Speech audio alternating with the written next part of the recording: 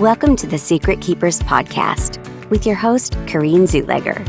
Join us as we uncover the hidden thoughts, stories, and moments that help bring light to the healing power of truth and examine how silence can affect us mentally, physically, and spiritually. We'll also share profound stories, interviews, and transformative narratives to help release ourselves from the hidden and step into healing towards inner peace, joy, and fulfillment. Now, here's your healing strategist and host, Corrine.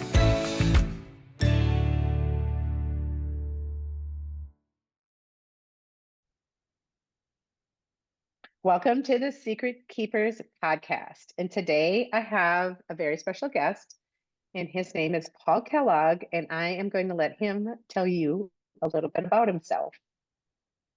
Thank you, Corrine. It's great to be here. This is my first time with you on these podcasts. What a wonderful experience. Yeah, I'm Paul I Kellogg. love it. Yeah. Well, I know we're going to have a lot of fun. I'm Paul Kellogg. I am a practical intuition life coach designed to help put all of those particular gifts, which we can talk about, into play actively, proactively. I am the co-founder of a Facebook group now at 5,500 people in just a few months called Empowered Soul Network. And also we do master classes and private consultations and all the things we're going to talk about today. Been doing that for over 50 years. It's been my career, raised our kids and these kinds of things we'll talk about. And it's a pleasure to be here. Oh, and I'm so happy that you're here as well. Paul, here on the Secret Keepers, really what we're looking to do is bring, our secrets to light, those things that we held in, that maybe, they caused some sort of angst in us. Yeah. And then by bringing it to light, we've healed somehow. So I'm just really curious, how did keeping secrets, or how does that apply to your life? I think that the secret that I would want to bring out today has been a continual journey of exploration and growth and evolution is that we are all extremely sensitive beings.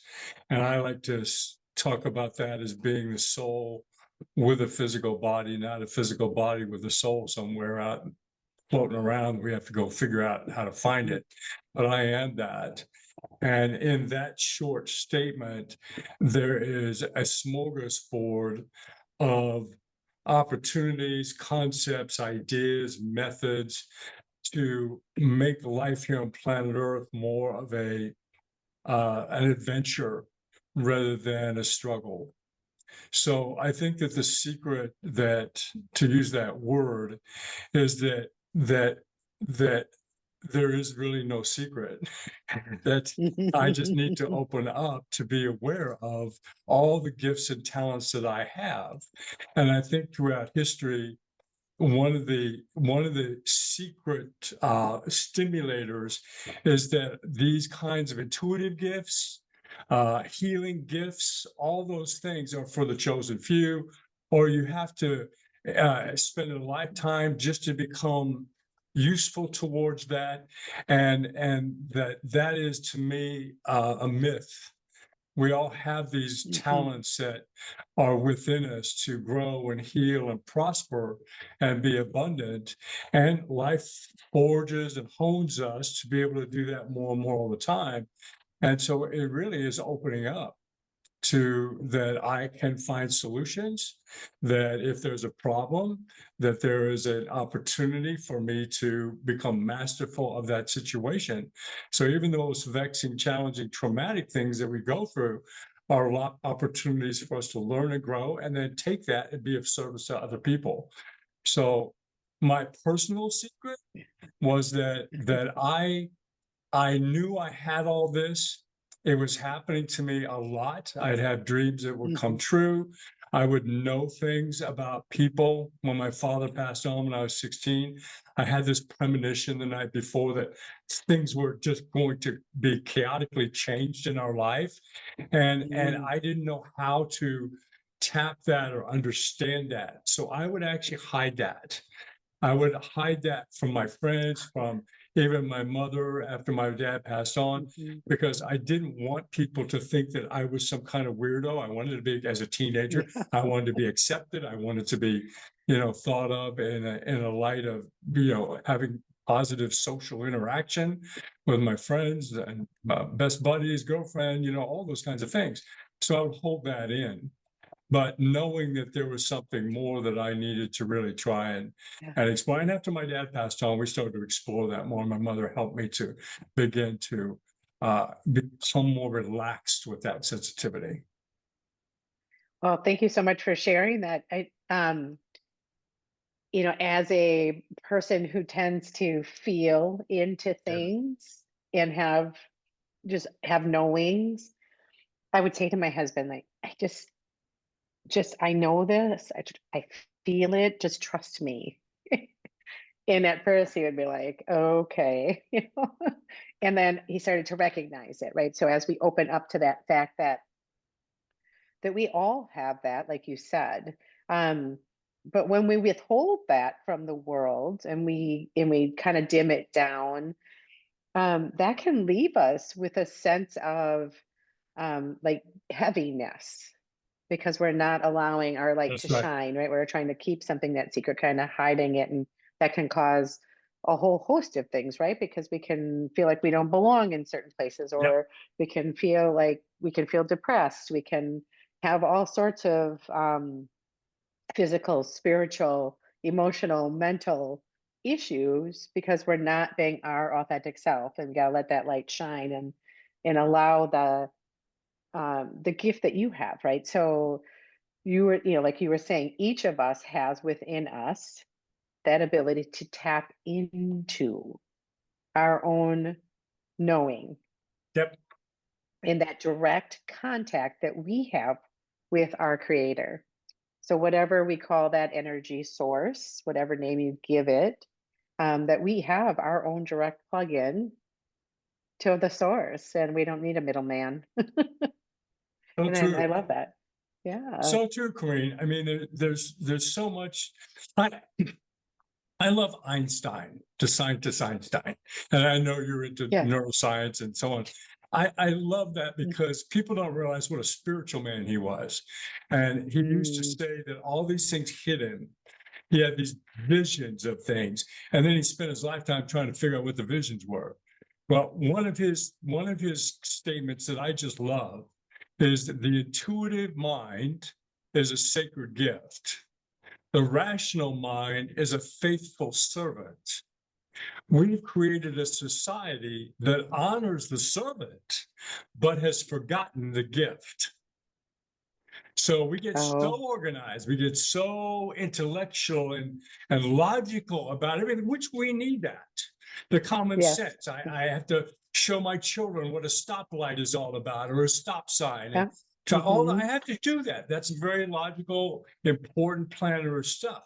But that energy of that intuitive side that knows without facts, that hears without that has that inner voice without physically hearing anything, that sees in the mind's eye, or as you were talking about, that feels without even touching something. We have those talents, and there's an array of those four ways, one of the four ways that we can interpret that energy that's coming to us.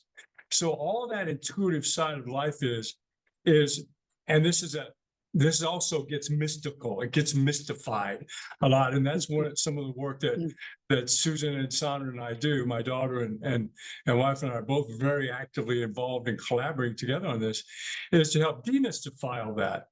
Take the Hmm. kind of the woo-woo out of it. Everything is energy.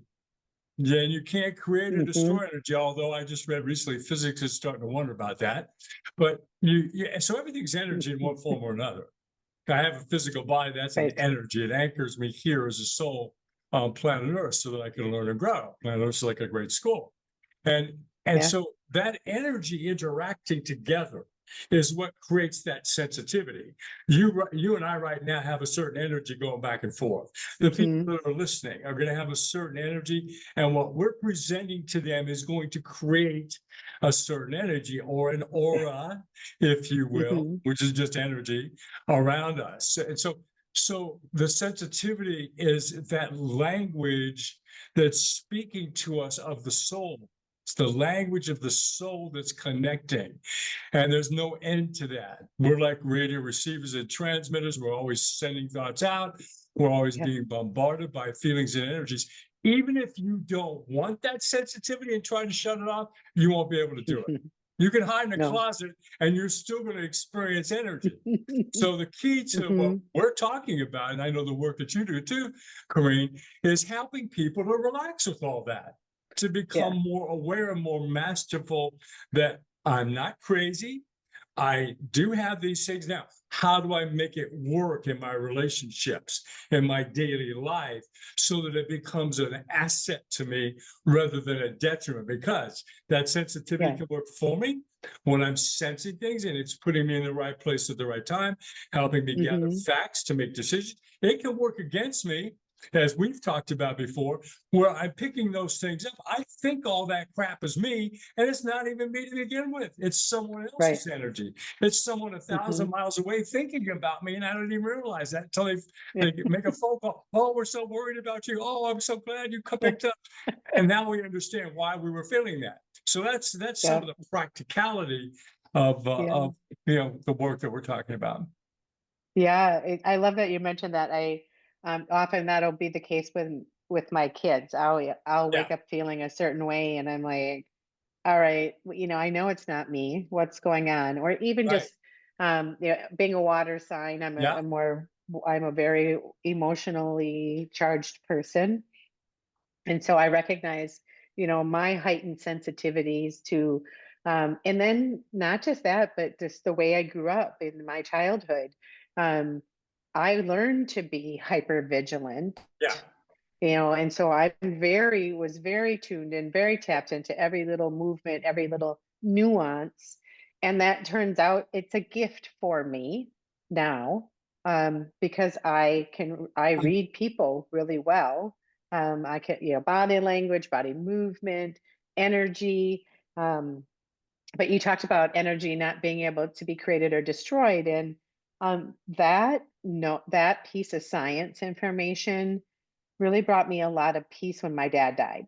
right, right. And being able to know that that energy is somehow still here. Didn't necessarily, 18 years ago, didn't necessarily understand it as well as I do now. And when my brother died, it was pivotal, because it was like, okay, I can remember laying on the love seat and having him come to me and tell me he was okay. Right. And it was very real. Like, Yeah. nobody would ever get me to believe otherwise, is that he was communicating with me to let me know that he was fine.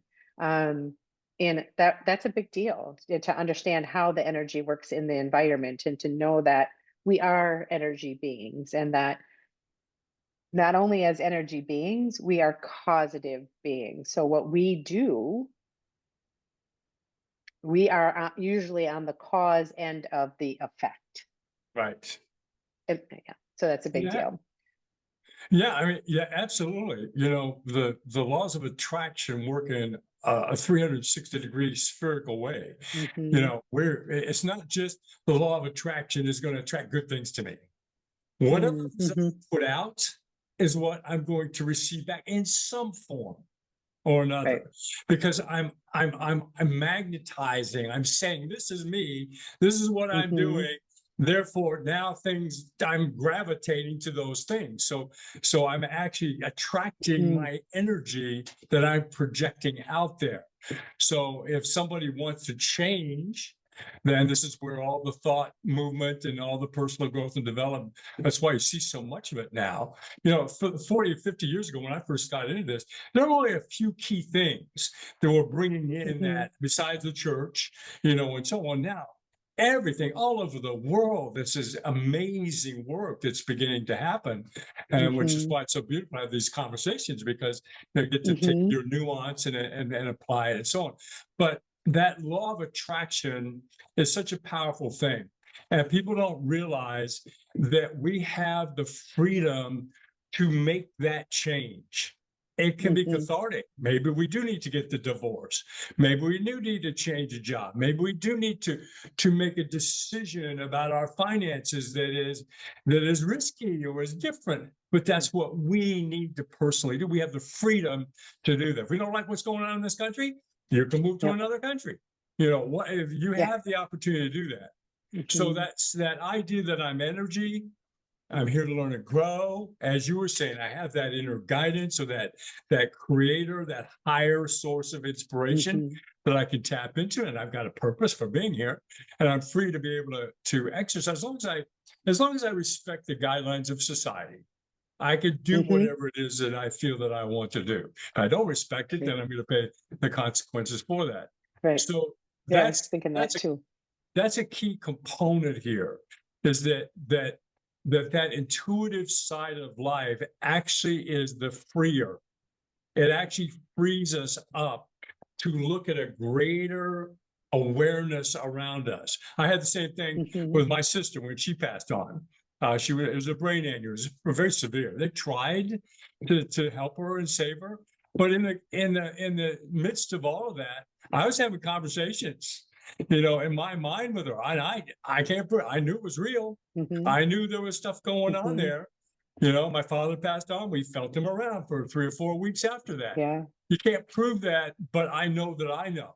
And now Yeah. everybody out there, if you listen to the sports people, whatever the actors and actresses, there are always references.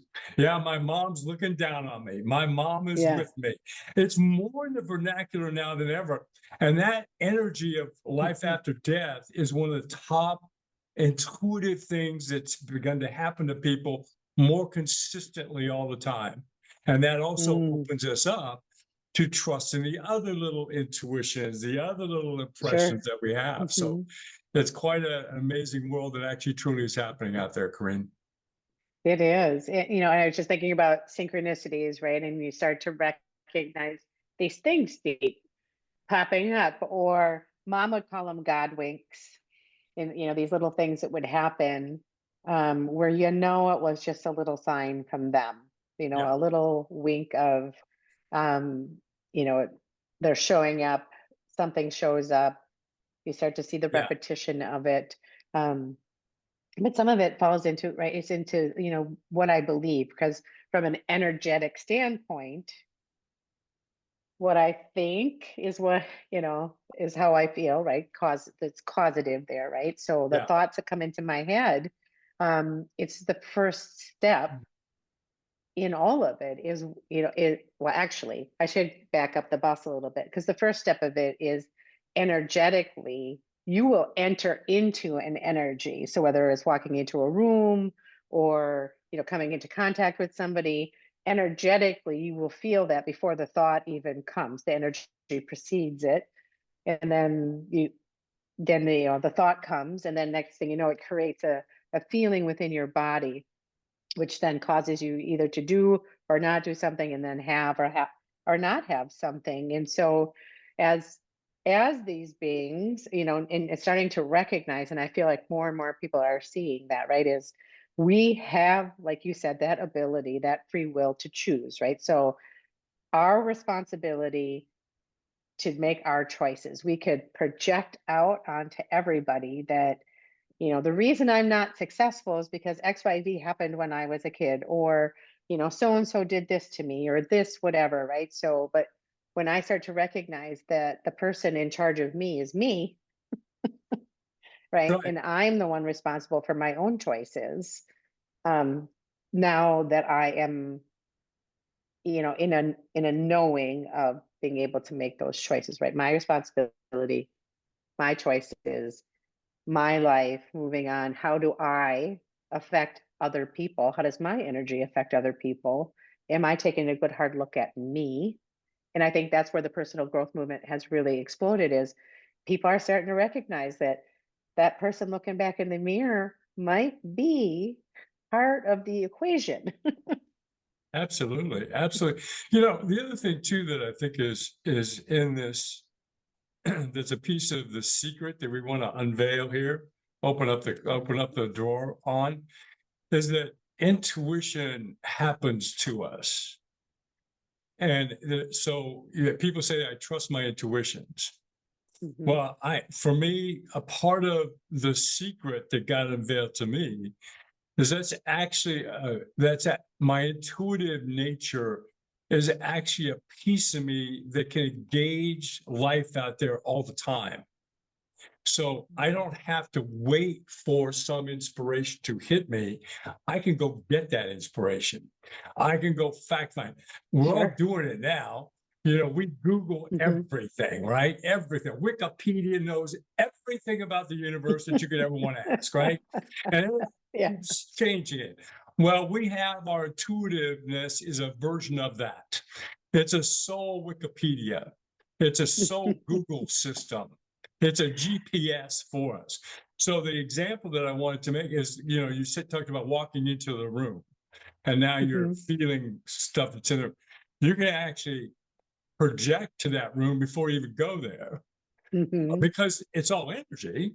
So I Right. can sense the energies as I'm moving forward. What's out ahead of me? What's on the side? What's my timing for making that phone call, whatever that is? In other words, that the tool of my intuitions can start to really be the penultimate fact finder of everything. And then I put more common sense to it and I blend the balance of my thoughts and my head and my heart or my conscious and subconscious Mhm. or the intellect and feelings to make this fullness. You know, now I've read all the book of life, not just half the book of life. And I can Mhm. apply that to everything that I do, my relationships. You know, how many parents out there are Mhm. listening and you're at work and all of a sudden out of the blue, one of your children's names pops into your head, you know, and then later that day, they come home and they've had a terrible upset day, you know, somebody was bullying them or whatever. Mhm. And you pick that up. You felt the energy of that happening. Now, could you do Oh, anything about absolutely. it? Well, maybe you Oh. just send love and light, you know, to help the soul act. So maybe you call the teacher and just, hey, I want to double check and see how John's doing today. Whatever, but at least you have information there that you can work with and adapt. When my daughter, my oldest daughter, who's very visual, she's very, very visual. She had to see things in order to process it. She was in elementary school. She was a straight A student, always getting great grades. And this semester, suddenly she was getting C's, and I couldn't figure that out. And in my head, rather than letting it go, in my head, I heard, go see the teacher. Don't just phone call or Mhm. text or whatever, email her. Go see her. So I set up an appointment. I went to the classroom and I said, Mrs. Ross, where does Sarah sit? And I said, oh, well, she sits back here. And I said, who's sitting in front of her? Oh, that's Johnny. He's one of the burgeoning soccer players. He's a big guy, right? Well, Sarah is always having to go like this, she can't see. Mhm. And so she couldn't see the Okay. blackboard. She couldn't see this. I said, is there any way that you could rearrange it so Sarah could sit up closer to the front? She did that. And the next set of grades, she was back to straight A's again. Well, there's a little bit of common sense about that, but also my Sure. intuitiveness was saying you need to take action in this particular way. Sure. Don't just slough it off. Go see it. Go look. And I was seeing the dynamics of the classroom. So if Mhm. that's just an example of that, I can be proactive with my sensitivity to gather facts, Sure. to help me really feel more comfortable and at ease with what these impressions are that are coming to that outwardly I may not quite understand until I dive into a little bit more. Yeah. Oh, I certainly can relate to that. I had so many different experiences with, those sort of sensitivities, and like before my brother died, just um, I kept getting this, like, you need to call him, you need to call him. And I even would say to my husband, I'm like, I just really need to call my brother, but I didn't. So I didn't listen to that Yeah. intuitive hit. And of course, a regret around that. But what it, gifted me was when people's names come on my heart, I just reach out, whether I shoot him a Yeah. text or I pick up the phone, whatever it is. I'm like, hey, just wanting to let you know I'm thinking about you today, That's right. or whatever it is. The same thing like with mom. With mom, like I started to get different visuals and different things were coming to me. I wasn't quite making sense of what was going on. Um, but like my body knew before I was delivered the news of her terminal cancer. My Right. body knew. Right. And so that to me was, those things just kind of get solidified because you're like, this stuff is starting to come in and I started to sense it, but of course dismiss it, right? Because it's like, I don't really know what this is. It doesn't really make sense to me. But yet when you see it in hindsight, it always comes into 2020.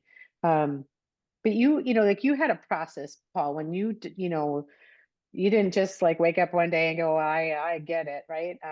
So this whole transformation, um, it started out with a process. What can you kind of take us through what that looked like for you?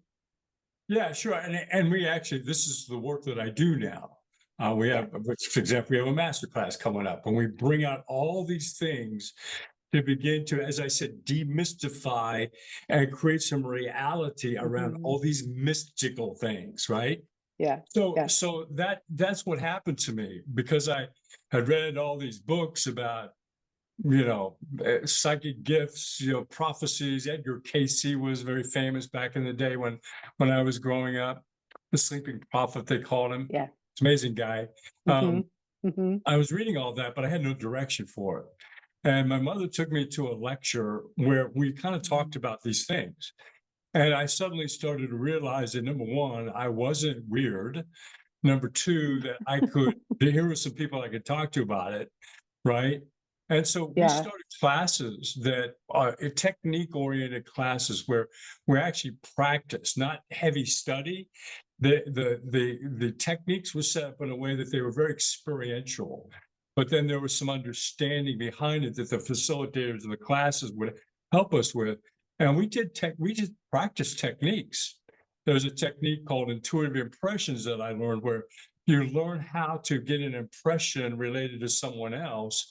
And it was a team thing where we all got impressions for one person, and then that person could take it and interpret it. And it was so accurate, Corrine. I Mm. mean, it started to shift my whole awareness about my relationships with my friends at school and so on, because I Yeah. started to see that I could begin to trust a bigger reality beside just the notebook and the teacher up front and and Sure. the angst of the first date or whatever that would have Yeah. been. So it started to show me things.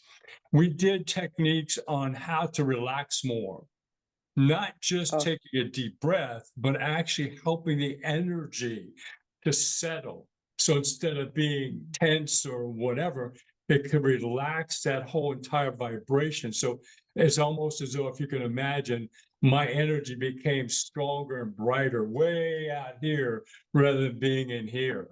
yeah. There was a self-healing kind of technique that we learned Mm. that helped us to begin to relax so that then the intuitive side of things was stronger.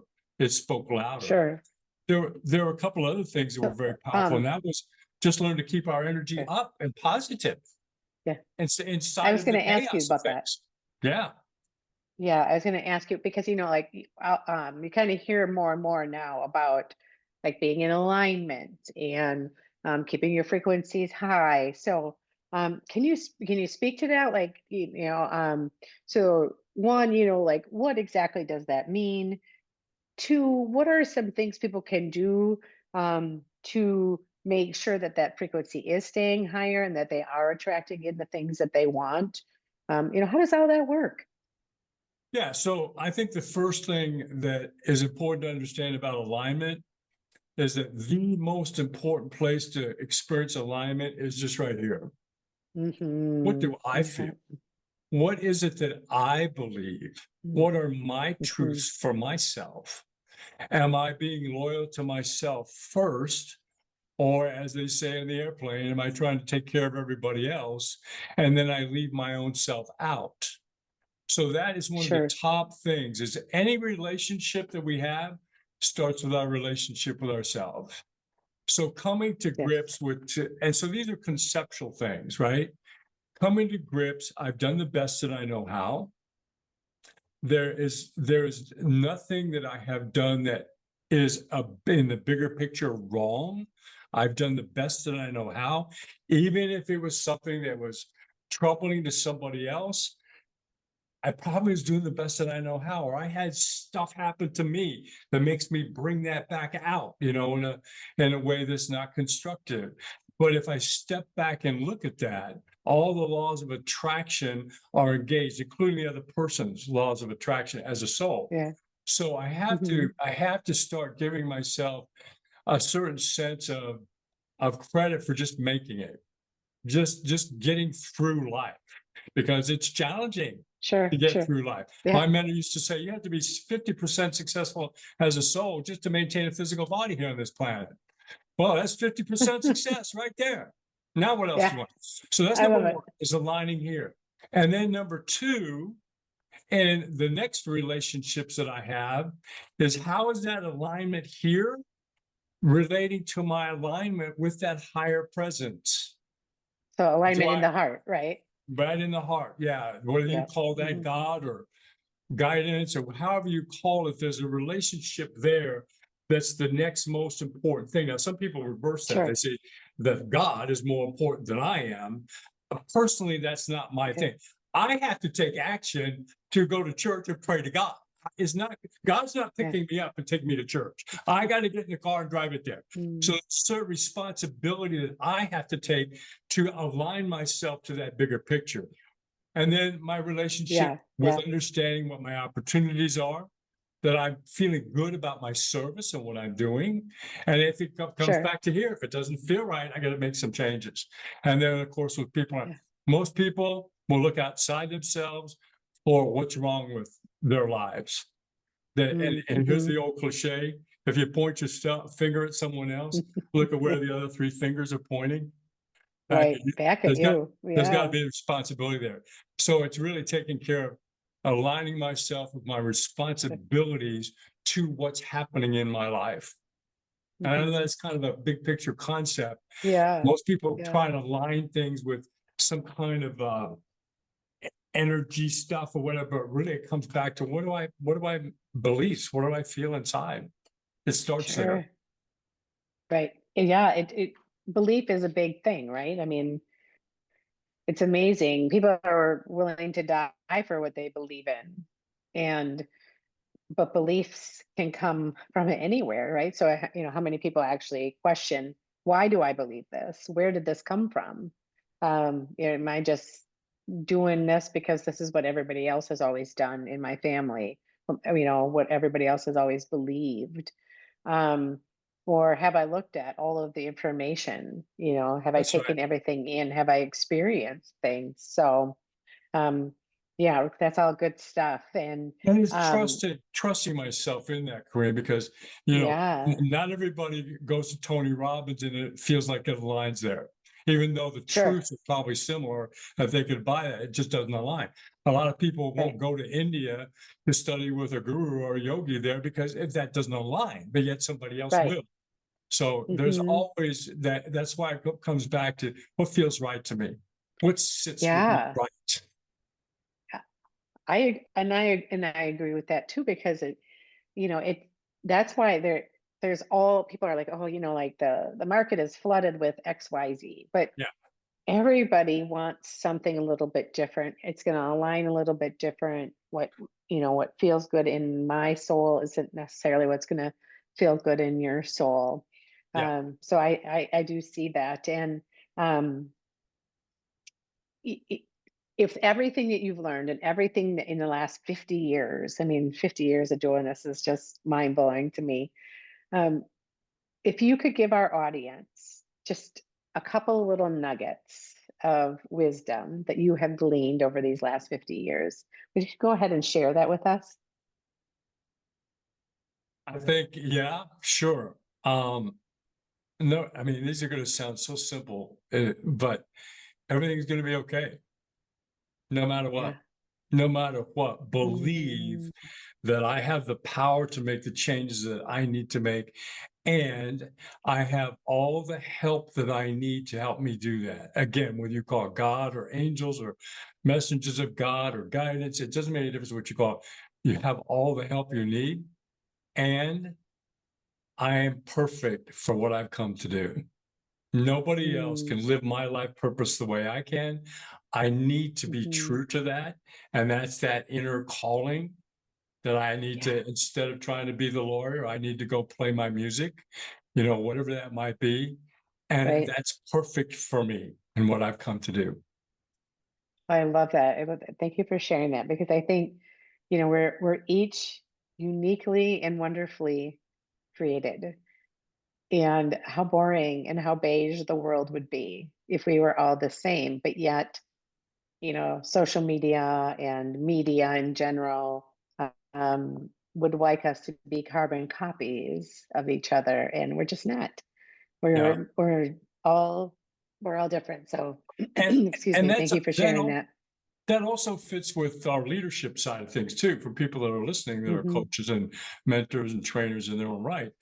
That's why we need to put aside the competition of our industry. Yeah. Get Hmm. rid of that. I don't have to try and prove myself or convince people. I just need to share me. I just need to be me, Yeah. just like we're doing here today. Um, Hmm. because because I'm going to attract the people that I'm here to help, that I'm meant to reach, that somebody else may not be able to help. Or like we said earlier, there's just not the alignment there. So trust that there's going to be an alignment and just be authentic and sincere in our work. That's why one of the things that I'm getting ready to do is launch a new show myself called Rise to Excellence with Dr. Paul Kellogg. Okay. Let's all rise up there more and go to the next plateau, wherever we are, whether we feel we're here or here or here, let's go to the next place to help us. So that's the feeling of that need for strong, clear, highly positively motivated people to help other people and to use all these Oh, gifts that we beautiful. have to help them do that. Yeah, that sounds amazing. So, with that being said, Yeah. please tell the audience, how they can find you. Yeah. So, one of the top ways is we have our own Facebook group, private Facebook group Mhm, called Empowered Soul Network. I can put these in comments and so on if you mhm, like. So Empowered Soul Network, we can search that on Facebook, Empowered Soul Network. We've also got a masterclass coming up that is going to take all the things that we just talked about here and point it mhm. towards the individual and how they can start to begin to tap those gifts and talents more, to use them however they want to use them in all facets of life, whether it's relationships, finances, whatever that is. And then Oh, beautiful. number three, Susan and Sandra and I have also created a membership that takes these and creates classes out of these, and inspirational tips for the month, all from all different resources to help us be prepared for the coming month and so on. And I'll put that in there, but that's subscribe.empoweredsoulnetwork.com, Beautiful. subscribe.empoweredsoulnetwork.com. And then of course the show coming Awesome. up, I'm actually doing my first soft launch of Rise X with Dr. Paul Kellogg this Wednesday, tomorrow, with a very special guest. So Oh, excited okay. about doing that. Okay. So I can get all that stuff Awesome. out there for you. Yeah. Yeah. I'll put it all in the show notes. Okay. So it'll be available for you. Thank you so much for being here today, Paul. Oh, it's a I pleasure, Corinne. It adore was such a you. I pleasure. So love the glad work that you're doing. we did Yay. this. Me too. Me too. So, but thanks again for being a guest on the Secret Keepers podcast. Thank you. Have a great day, everybody.